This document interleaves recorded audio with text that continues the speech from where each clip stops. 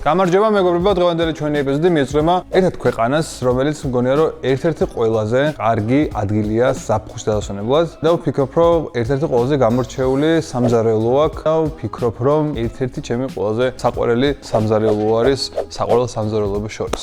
მე თვითონ ერთი წლის წინ ვიყავი ანუ წინა ზაფხულს და იქ გავსინჯე ძალიან ბევრი სხვადასხვა კერძი და ძალიან შემოყვარა ამ ქვეყანამ და მისმა სამზარეულომ თავი. და დღეს გადავწყვიტე რომ გამეკეთებინა და ერთმა ადამიანმა მიბიძგა ჩვენი კომენტარებიდან ჩვენმა გამომწერა, რომელსაც დაგვიწერა კომენტარი, რომ გავუკეთებინა ბერძნული სამზარეულოდან რომელიმე კერძი. ამიტომ თქვენც რეაქტიურეთ, დაგვიწერეთ კომენტარები თუ რა გინდათ რომ გავაკეთოთ შემდეგში და რა გინდათ რომ ისწავლოთ იმ თქვენი საყვარელი კერძებიდან, რომელსაც თქვენ ვერ აკეთებთ და გასავალოთ ადვილი ხერხები თუ როგორ მოვაზრდოთ სახლის პირობებში. დღეს გავაკეთებთ ბერძნულ გიროს, ბევრი გამოხდება იტყვის რომ შაურმა, მაგრამ ეგ ადამიანები ალბათ ყველაფერს პურში გადახული ყოფილ შაურმას ეძახიან. და იმედია ქაბაბი შაურმა არ არის, ხო? გავაკეთებთ გიროს ქათმისას, რომელსაც ექნება ასევე ძაძიკი соуსი. ძაძიკი соуსი ძალიან დიდი პოპულარობით სარგებლობს ეს ბოლო პერიოდია საქართველოში, მაგრამ ძალიან პოპულარული соуსია მსოფლიოს გარშემო და მინდა რომ თქვენც ისწავლოთ და სახში გააკეთოთ უგემრიელესი გიროსები ძაძიკის соуსით. თუ გიროსებს არ გააკეთებთ, უბრალოდ ძაძიკის соуსი გააკეთოთ, რომელიც მგონია რომ ყველაფერს უხდება.